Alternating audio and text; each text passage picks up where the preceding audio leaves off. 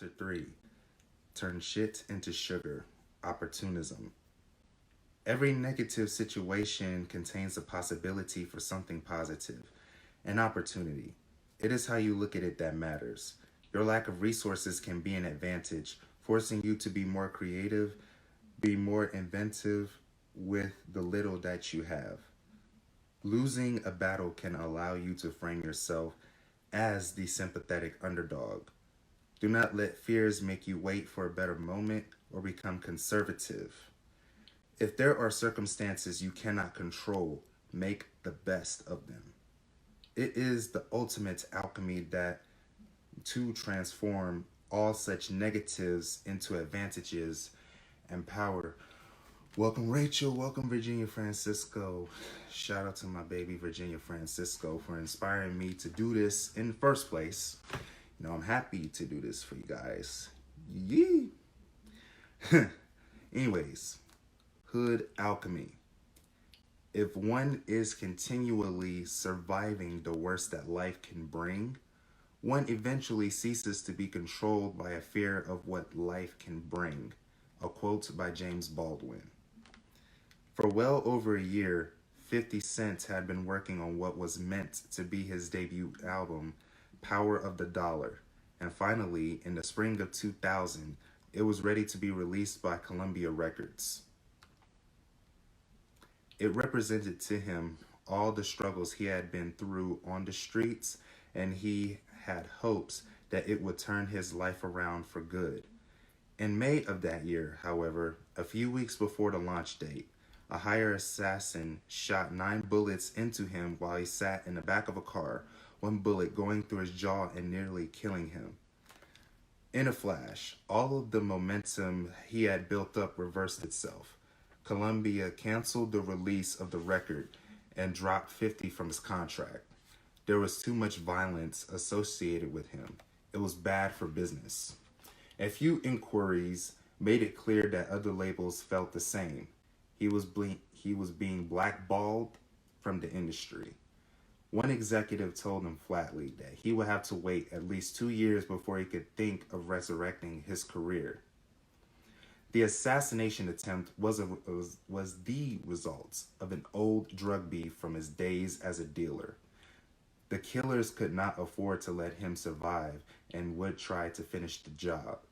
50 had to keep a low profile. At the same time, he had no money and could not return to street hustling. Even many of his friends who had hoped to be a part of his success as a rapper started to avoid him. In just a few short weeks, he had gone from being poised for fame and fortune to hitting the bottom, and there seemed to be no way to move out of the corner he found himself in. Could this be the end of all of his efforts? It would have been better to die that day than to feel this powerlessness. But as he lay in bed at his grandparents' house, recovering from his wounds, he listened a lot to the radio, and what he had heard gave him an incredible rush of optimism. An idea started taking shape in his mind that the shooting was in fact a great blessing in disguise, that he had narrowly survived for a reason. The music on the radio was all packaged and produced. Even the tough stuff, the gangster rap, was fake. The lyrics did not reflect anything from the streets that he knew. The attempt to pass it off as real and urban angered him to the point he could not endure. This was not the time to be afraid and depressed, or to sit around for a few years while all the violence around him died down. He had never been a fake studio gangster, and now he had the 9 bullet wounds to prove it. This was the moment to convert all of his anger and dark emotions into a powerful campaign that would shake the very foundations of hip-hop. As a hustler on the streets, 50 had learned a fundamental lesson.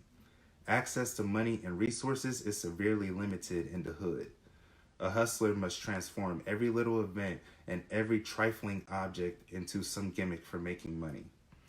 Even the worst shit that happens to you can be converted into gold if you are clever enough. All of the negative factors now facing him, little money, no connections, the price on his head, could be turned into the opposites, advantages and opportunities. That is how he would confront the seemingly insurmountable obstacles now on his path. He decided to disappear for a few months and hold up in various friends' houses. He began to recreate himself and his music career. With no executives to have to please or worry about, he could push his lyrics and hard sounds as far as he wanted. His voice had changed as a result of the pieces of bullets still lodged into his tongue and now had a hiss. It was still painful for him to move his mouth, so he had to rap more slowly. Instead of trying to normalize and retrain his voice, he determined to turn it into a virtue. His new style of rapping would be more deliberate and menacing. That hiss would remind his listeners of the bullet that had gone through his jaw. He would play all of that up. In the summer of 2001, just as people had begun to forget about him, 50 suddenly released a song in the streets.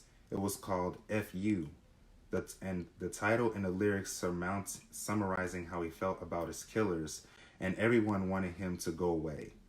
Just putting out the song was message enough. He was defying his assassins openly and publicly. 50 was back, and to shut him up, they would have to finish the job. The palpable anger in his voice and the hard driving sound of the song made it a sensation on the streets. It also came with an added punch because he seemed to be inviting more violence. The public had to grab up everything he produced before he was killed. The life and death angle made for a compelling spectacle.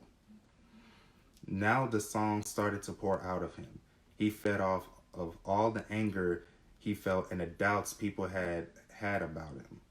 He was consumed with a sense of urgency. This was his last chance to make it, and so he worked night and day. 50's mixtapes began to hit the street at a furious pace. Soon he realized the greatest advantage he possessed in the campaign. The feeling that he had already hit bottom and had nothing to lose. He could attack the record industry and poke fun at its timidity. He could pirate the most popular songs on the radio and put his own lyrics over them to create wicked parodies. He didn't care about the consequences. And the further he took this, the more his audiences responded. They loved the transgressive edge to it. It was like a crusade against all of the fake crap on the radio, and to listen to 50 was to participate in the cause. On and on he went, transforming every conceivable negative into a positive. To compensate for the lack of money to distribute his mixtapes far and wide, he decided to encourage the bootleggers to pirate his tracks and spread his music around like a virus. With the price still on his head, he could not give concerts or do any kind of public promotion. But somehow he turned even this into a marketing device.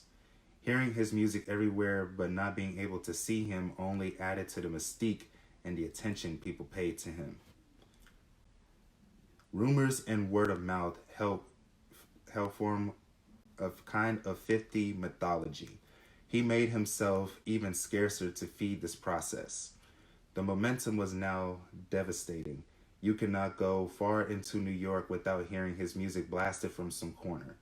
Soon, some of his mixtapes reached the ears of Eminem, who decided this was the future of hip-hop and quickly signed 50 in early 2003 to his and Dr. Dre's label Shady Aftermath, completing one of the most rapid and remarkable turnarounds in fortune in modern times. The fearless approach. Every negative is a positive. The bad things that happen to me, I somehow make them good. That means you can't do anything to hurt me. A quote by 50 Cent. Events in life are not negative or positive. They are completely neutral. The universe does not care about your fate. It is indifferent to the violence that may hit you or to death itself. Things merely happen to you, which I strongly disagree with that statement, by the way. The things that merely happen to you. Yeah. Anyways, it is your mind that chooses to interpret them as negative or positive. And because you have layers of fear that dwell deep within you, your natural tendency is to interpret temporary obstacles in your path as something larger, setbacks, and crises. In such a frame of mind, you exaggerate the dangers. If someone attacks you or harms you in some way, you focus on the money or position you have lost in the battle, the negative publicity, or the harsh emotions that have been churned up. This causes you to grow cautious, to retreat, hoping to spare yourself more of these negative things. It is a time you tell yourself to lay low and wait for things to get better. You need calmness and security. What you do not realize is that you are inadvertently making the situation worse. Your rival only gets stronger as you sit back. The negative publicity becomes firmly associated with you. Being conservative turns into a habit that carries over into less difficult moments. It becomes harder and harder to move to the offensive. In essence, you have chosen to cast life's inevitable twist of fortune as hardships, giving them a weight and endurance they do not deserve. What you need to do, as 50 discovered, is to take the opposite approach.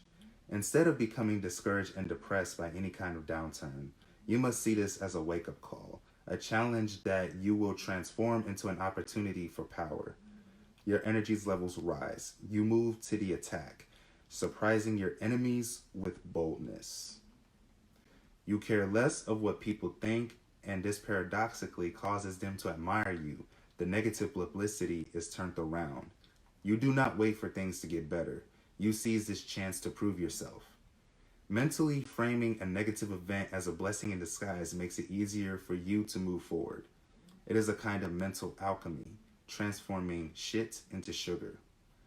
Understand, we live in a society of relative prosperity, but in many ways this turns out to be a detriment to our spirit. We come to feel that we naturally deserve good things, that we have certain privileges due to us. When setbacks occur, it is almost a personal affront or punishment.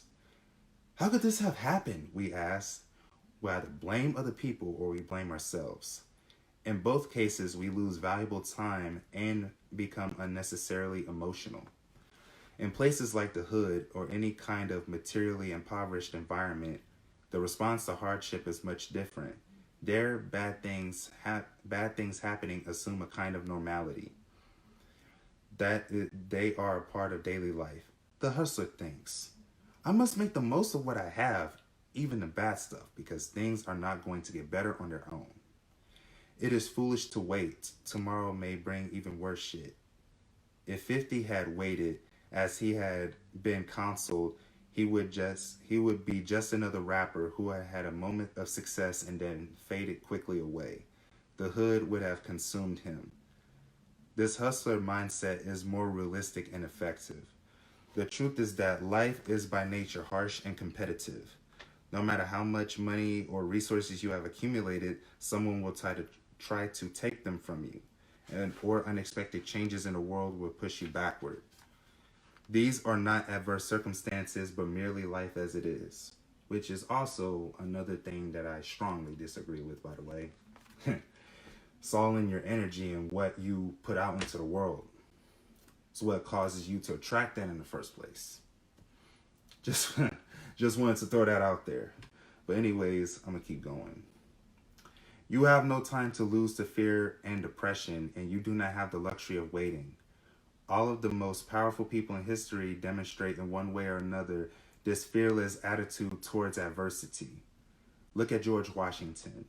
He was a wealthy landowner, but his attitude towards life had been forged by years of fighting for the British in the French and Indian War, amid the harsh environment of frontier America. In 1776, Washington was made Supreme Commander of the American Revolutionary Army. At first glance, this position seemed more like a curse. The army was a semi-organized mob. It had no training, was poorly paid and outfitted, and its morale was low. Most of the soldiers did not really believe that they can succeed in defeating the all-powerful British. Throughout 1777, British forces pushed this weak American army around, from Boston to New York, until by the end of the year, Washington had been forced to retreat to New Jersey. This was the darkest moment in his career and in the war for independence. Washington's army had the window to a few thousand men. They had little food and were poorly clothed during one of the bitterest winters in memory. The American Continental Congress, fearing imminent disaster, fled from Philadelphia to Baltimore. Assessing this situation, a cautious leader would have chosen to wait out the winter, muster more troops, and hope for some change in fortune. But Washington had a different mindset. As he perceived it, his army would be considered by the British as too weak to pose any threat. Being small, his army could move without the enemy's knowledge and launch an attack that was all the more surprising for coming out of nowhere. Moving the attack would excite the troops and gain some much-needed positive publicity. Thinking in this manner, he decided to lead a raid on an enemy garrison in Trenton, which proved to be a great success. He followed this up with an attack on the British supplies at Princeton. These daring victories captivated the American public. Confidence had been restored in Washington as a leader and the American army as a legitimate force. From then on, Washington waged a guerrilla-style warfare, wearing out the British with the great distances they had to cover. Everything was turned around.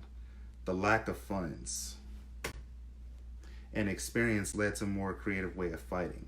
The smallness of his forces allowed him to torment the enemy with fluid maneuvering over rough terrain. At no point did he decide to wait for more troops or more money or better circumstances. He went continually on the attack with what he had. It was a campaign of supreme fearlessness, in which all the negatives were converted into advantages. This is a common occurrence in history. Almost all great military and political triumphs was preceded by some kind of crises. This is because a substantial victory can only come out of a moment of danger and attack. Without these moments, leaders are never challenged, never get to prove themselves. If the path is too smooth, if they grow arrogant and make a fatal mistake. The fearless type requires some kind of adversity against which they can measure themselves. The tenseness of such dark moments brings out their creativity and urgency, making them rise to the occasion and turn the tide of fortune from defeat to a great victory.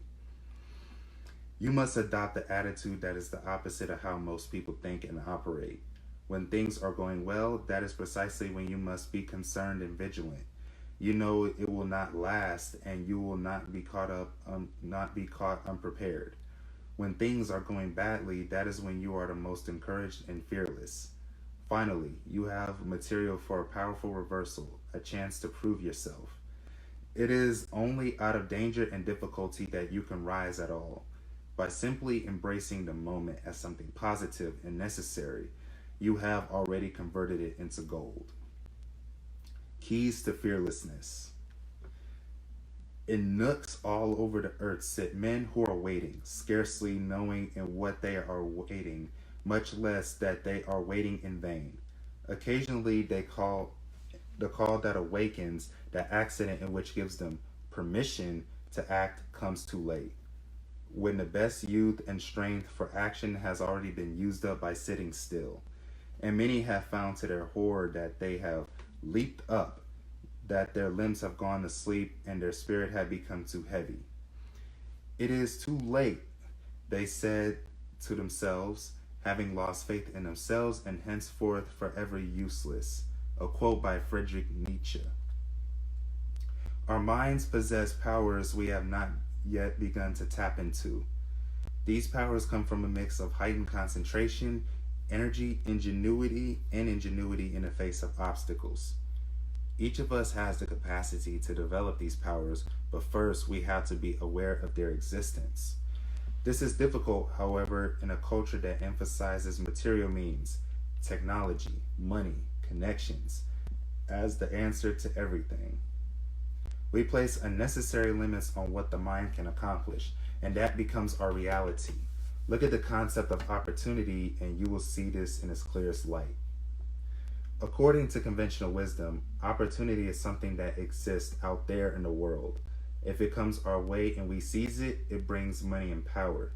This could be a particular job, the perfect fit for us. It could be a chance to create or join a new venture. It could be meeting the appropriate person. In any event, it depends on being at the right place at the right time and having the proper skills to take advantage of this propitious moment. We generally believe that there are only a few such golden chances in life, and most of us are waiting for them to cross our path. This concept is extremely limited in scope. It makes us dependent on outside forces. It stems from a fearful, passive attitude towards life that is counterproductive. It constrains our minds to a small circle of possibility. The truth is that for the human mind, everything that crosses a path can be a potential for a tool of power and expansion. Big facts, big facts. Many of us have had the following experience. We find ourselves in an urgent, difficult situation. Perhaps we have to get something done in an impossibly short amount of time, or someone we had counted on for help does not come through, or we are in a foreign land and must suddenly fend for ourselves. In these situations, necessity crowds in on us. We have to get work done and figure out problems quickly, or we suffer immediate consequences. What usually happens is that our minds snap to attention. We find a necessary energy because we have to. We pay attention to details that normally elude us because they might spell the difference between the success, failure, life, and death. We are surprised at how inventive we become. It is such moments that we get a glimpse into the potential mental power within us that generally lies untapped. If only we could have such a spirit and attitude in everyday life. This attitude is what we shall call opportunism. True opportunists do not require urgent, stressful circumstances to become alert and inventive. They operate this way on a daily basis. They channel their aggressive energy into hunting down possibilities for expansion in the most banal and insignificant events. Everything is an instrument in their hands, and with this a large notion of opportunity, they create more of it in their lives and they gain great power. Perhaps the greatest opportunist in history is Napoleon Bonaparte. Nothing escaped his attention. He focused with such supreme intensity of all of the details, finding ways to transform even the most trivial aspects of warfare. How to march and carry supplies, how to organize troops into divisions, into tools of power. He ruthlessly exploited the slightest mistake of his opponents. He was the master at turning the worst moment in battle into material for a devastating counterattack. All of this came out of Napoleon's determination to see everything around him as an opportunity. By looking for these opportunities, he found them. The key word was he looked for them. This became a mental skill that he refined into an art. This power is open to each and every one of us if we put into practice the following four principles of the arts. Principle number 1, make the most of what you have. In 1704, a Scottish sailor named Alexander Selkirk found himself marooned on a deserted island some 400 miles off the coast of Chile. All he had with him was a rifle, some gunpowder, a knife, and some carpenter's tools. In exploring the interior, he saw nothing but a bunch of goats, cats, rats, and some unfamiliar animals that made strange noises at night. It was a shelterless environment. He decided to keep to the shoreline, slept in a cave, found enough to eat by catching fish, and slowly gave way into a deep depression. He knew he would run out of gunpowder, his knife would get rusty, and his clothes would rot on his back. He could not survive on just fish. He did not have enough supplies to get by, and the loneliness was crushing. If only he had bought over more materials from a ship. Then suddenly the shoreline was invaded by sea lions. It was their mating season. Now he was forced to move inland. There, he could not simply harpoon fish and sit in the cave brooding. He quickly discovered that this dark forest contained everything he needed. He built a series of huts out of the native woods. He cultivated various fruit trees. He taught himself how to hunt the goats. He domesticated dozens of feral cats. They protected him against the rats and provided him much needed companionship. He took apart his useless rifle and fashioned tools out of it. Recalling what he had learned from his father, who had been a shoemaker, he made his own clothes out of animal hides. It was as if he suddenly come to life and his depression disappeared. He was finally rescued from the island, but the experience was completely altered by his way of thinking. Years later, he will recall his time there as the happiest in his life. Most of us are like Selkirk when he first found himself stranded. We look at our material resources and wish we had more. Big old facts. But a different possibility exists for us as well. The realization that more resources are not necessarily coming from the outside, and that we must use what we already have to better effect. What we have in hand could be research material for a particular book or people who work within our organization. If we look for more information, people to help us, it won't necessarily lead to anything better. In fact, the waiting independence makes us less creative. When we go to work with what is there, we find new ways to employ this material. We solve problems, develop skills we can use again and again, and build up our confidence. If we are wealthy and dependent on money and technology, our minds atrophy and that wealth will not last. Number 2, turn all obstacles into openings. The greatest boxer, Joe Louis, encountered a tremendous obstacle in the racism of the 1930s. Jack Johnson had preceded Louis as one of the most famous black boxers of his time. Johnson was supremely skilled and he beat his white opponents with ease. But he was an emotional fighter, encouraging hostile crowds that chanted, "Kill the nigger," only made him more heated and angry. He found himself in constant trouble and quickly burnt out from all the hatred. Lewis was equally talented, but as he perceived it, he could not gloat or show emotion in the ring. That would incite the white audiences and feed into the stereotype of the out-of-control black boxer. And yet, a fighter thrives off of his emotions, his fighting spirit, and uses this to overwhelm his opponent. Instead of rebelling against this state of affairs or giving up, Lewis decided to use it to his advantage. He would show no emotions in the ring. After knocking someone out, he will calmly return to his corner. Opposite opponents and the audience would try to bait him into an emotional response, but he resisted. All of his spirit and anger went into forging this cold and intimidating mask. The racists could not rail against this. He became known as the embalmer, and it was enough to see his grim expression when you enter the ring and feel your legs get weak. In essence, Lewis turned this obstacle into his greatest strength. An opportunist in life sees all hindrances as instruments for power. The reason is simple. Negative energy that comes at you in some form is energy that can be turned around to defeat an opponent and lift you up. When there is no such energy, there is nothing to react or push against. It is harder for you to motivate yourself. Enemies that hit you have opened themselves up to a counterattack in which you control the timing and the dynamic. If bad publicity comes your way, think of it as some form of negative attention that you can easily reframe for your purposes. You can seem contrite or rebellious, whatever will stir up your base. If you ignore it, you look guilty. If you fight it, you seem defensive. If you go with it and channel it in your direction, you have turned it into an opportunity for positive attention. In general, obstacles forces your mind to focus and find ways around them. They heighten your natural powers and should be welcomed. Number 3, look for turning points.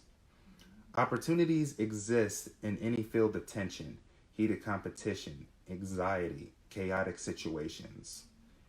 Something important is going on, and if you're able to determine the underlying cause, you can create for yourself a powerful opportunity. Look for any sudden successes or failures in the business world that people find hard to explain. These are often indications of shifts going on under the surface. Perhaps someone has inadvertently hit upon a new model for doing things, and you must analyze this. Examine the greatest anxieties of those on the inside of any business or industry. Deep changes going on usually register as fear to those who do not know how to deal with them. You can be the first to exploit such changes for positive purposes. Keep your eye out for any kind of shifts in tastes or values.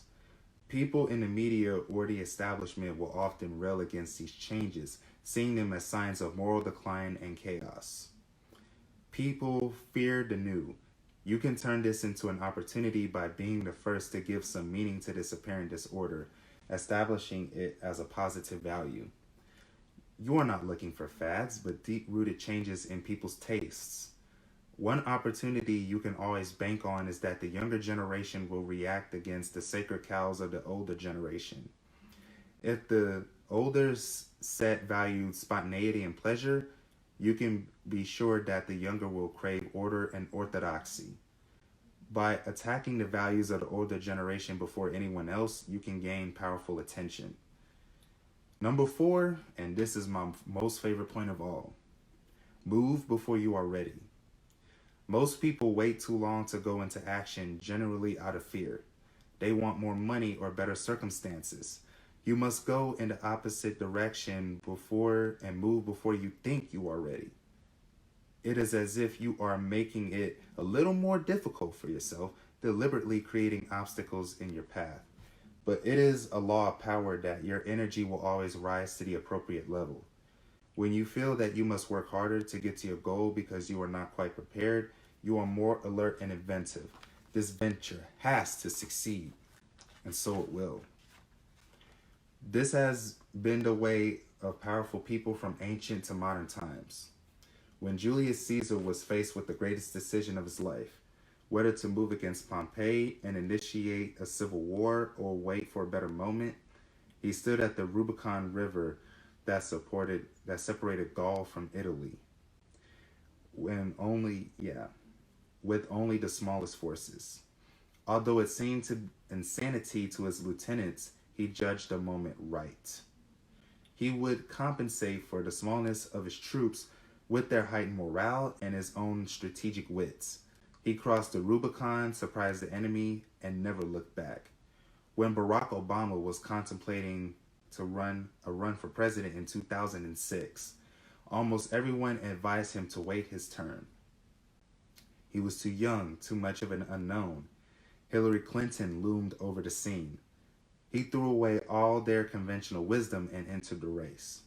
Because everything and everyone was against him, he had to compensate with energy, superior strategy, and organization.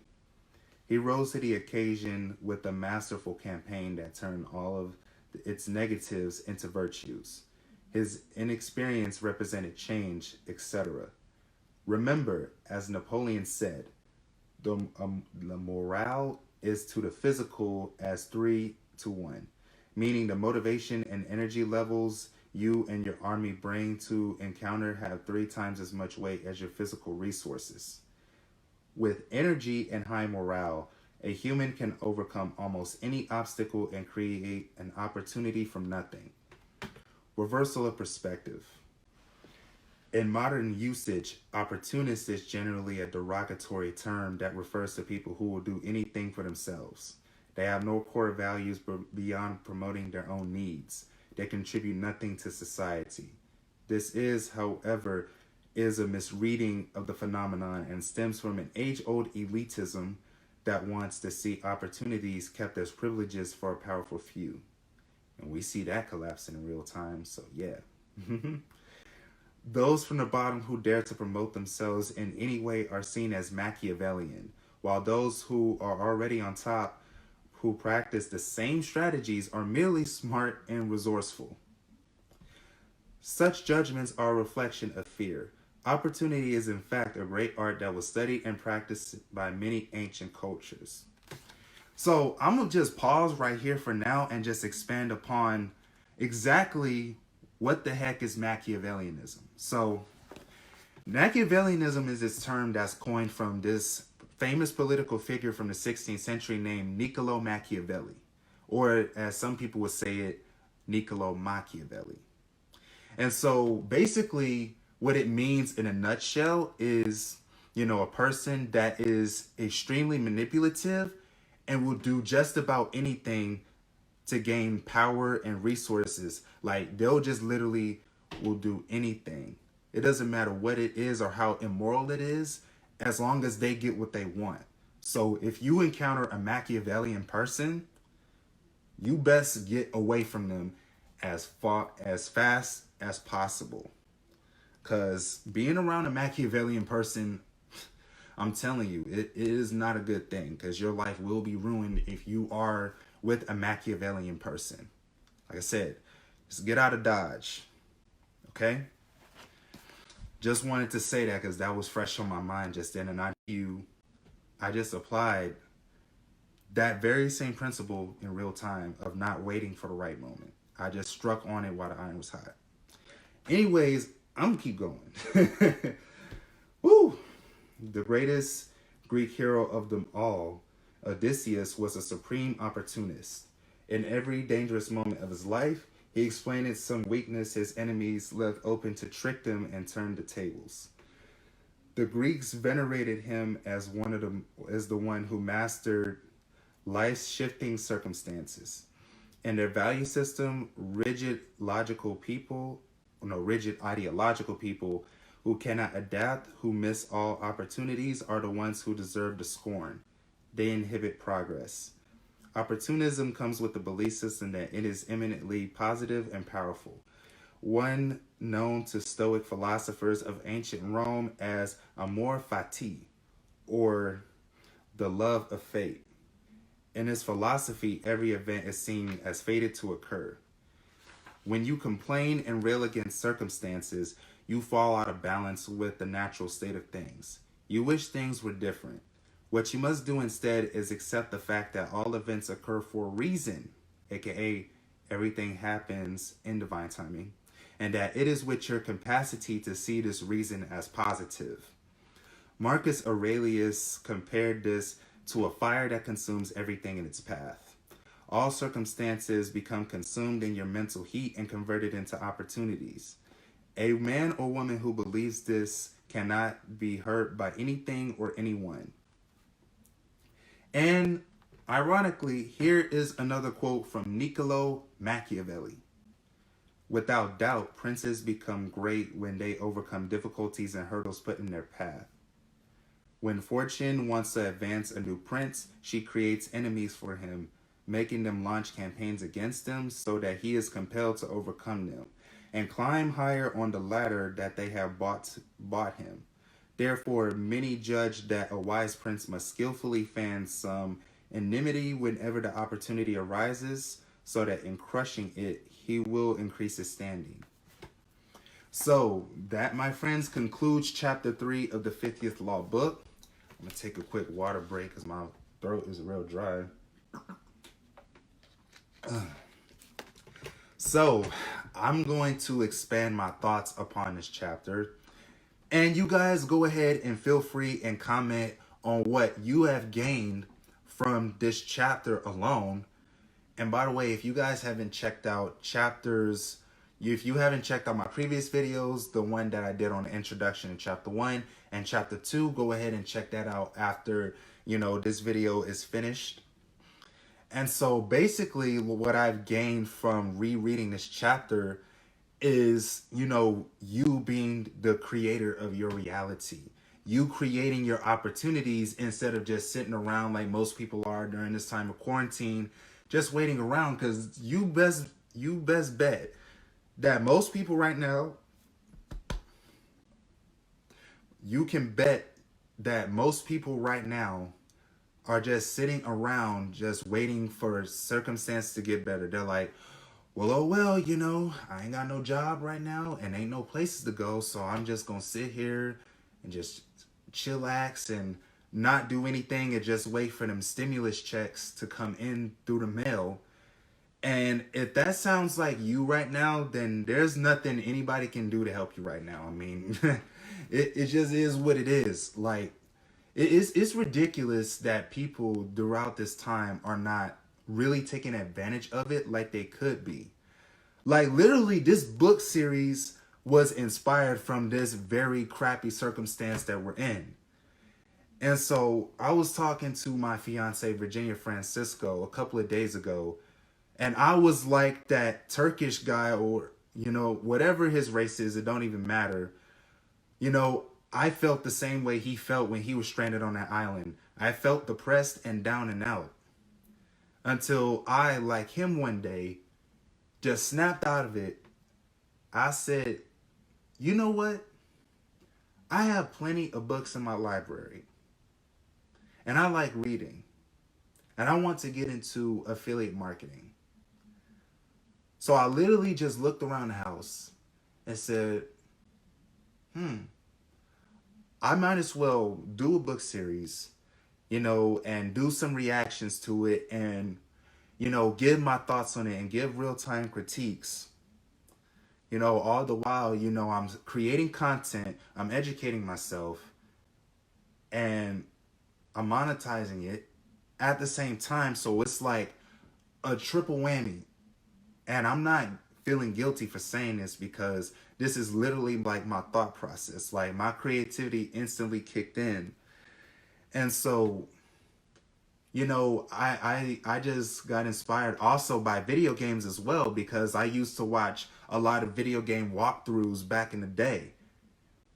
And I watch reaction videos, and my favorite reaction channel is No Life Shack. And so I said, you know what? How about if I combine my love for reaction videos and my love for video games, what they do for the walkthroughs, but do it for books? And so that's how I came upon this idea. And I just took it and ran with it. And so far, I'm enjoying the process of unfolding, and I'm going to see how far, this goes or this can go. So I really do encourage you guys to do the same thing and to look around in your immediate environment and see what opportunities arise. And it's ironic that I keep mentioning video game examples, but yet another one just popped into my mind of a video game that I played in my childhood. And it's literally like the Batman Begins video game when Bruce Wayne was in training in ninjutsu and he was working on being initiated into the League of Shadows, and Ra's al Ghul said, "Look in your environment for opportunities, Wayne." And so that just kept popping up in my head over and over and over again. And I said, you know what? And I think also subconsciously, after reading this book for so many times, the principles are starting to come alive within me, if that makes sense. And so, and also some of the things that I do disagree with was him, talking about how, things merely happen to you in life, because nothing happens by accident. It's there for your benefit. It's there to help you rise to the occasion. Now, of course, you don't need harsh circumstances to unfold into your life to spring you into action, because you can be acting upon opportunities when things are going really, really well. You don't necessarily have to wait till something drastic like this happens, where we have a huge recession that's shutting down almost every single business, to be able to forge some sort of empire. You know what I mean? So I'm going to go ahead and, read some of these comments. So I'm going to wave at these people too. So Ritu Bali says, bless you, sweet brother. Bless you too. Bless you too. Welcome Karen Smith. Welcome Jamie Lynn. Welcome Ibrahim. Welcome, welcome, welcome. Welcome Maria. Welcome Larry Swanson. And, and Larry says, your love button is stuck, Virginia. Of course it is, because she loves to spread the love all the time. And Angelica says, stay safe. You stay safe too.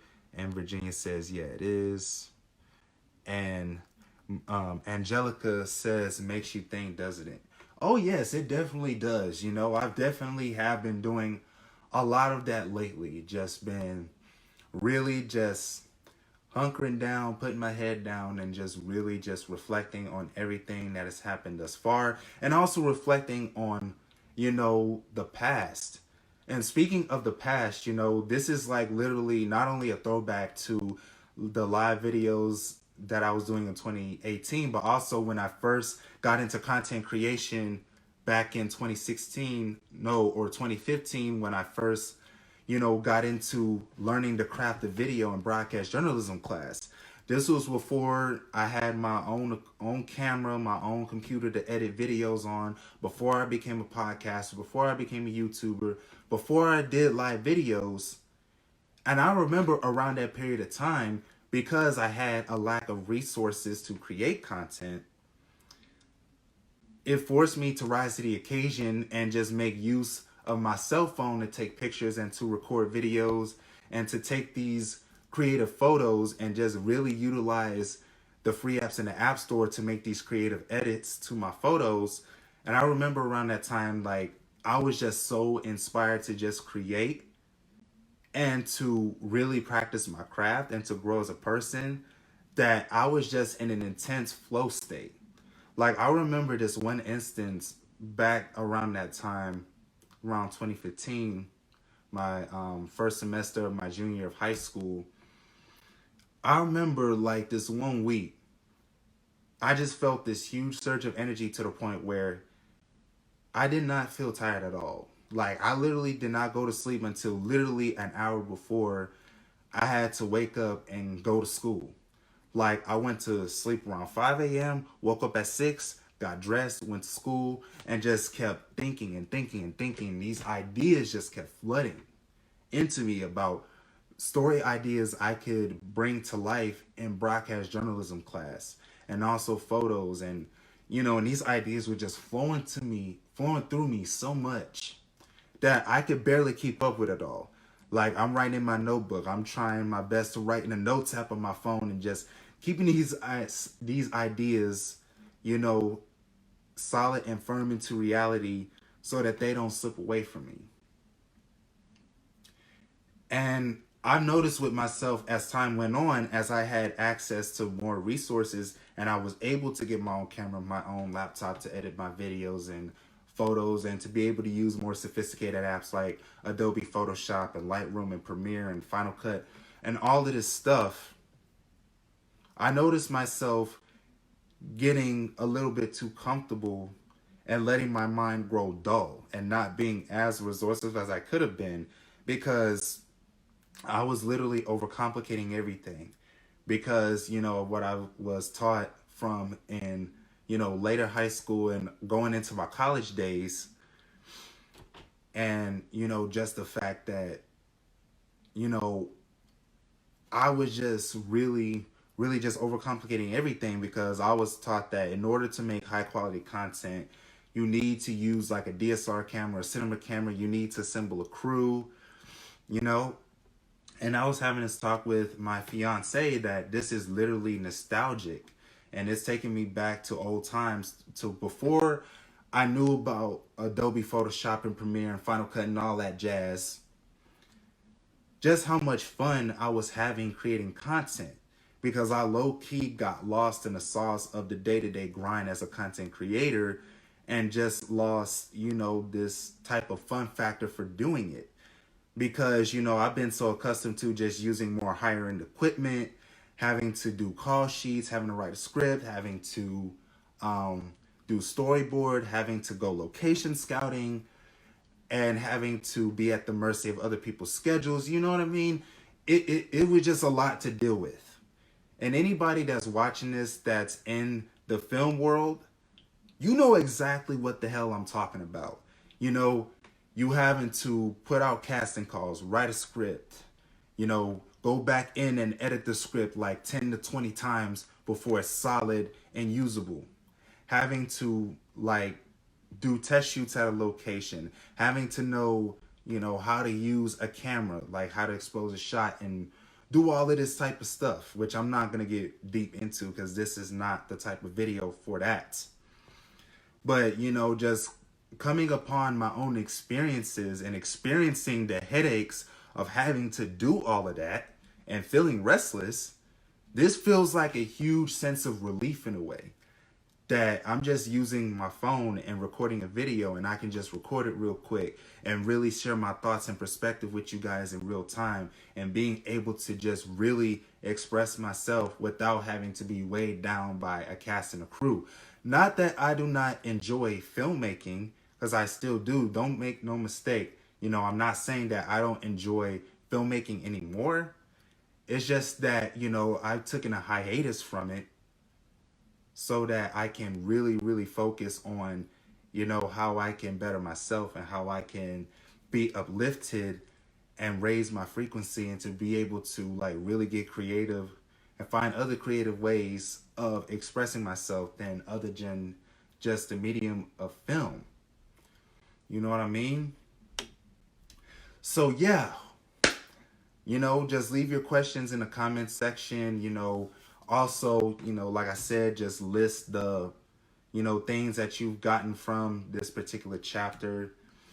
And I just wanted to say that real quick. And I want to say thank you for everybody that hopped on and watched this live. And if you're watching us on a replay, shout out to you too. And if you're watching this on YouTube, shout out to you too. You know what I'm saying? So, yeah. Peacing it out with the highest vibes. Make sure that if you are interested in getting the book, I have a link in the description below. However it is, you see it on your screen, go ahead and click on that link so that you can go ahead and purchase the book, read it on your own time, highlight it, write notes in it, do what you got to do.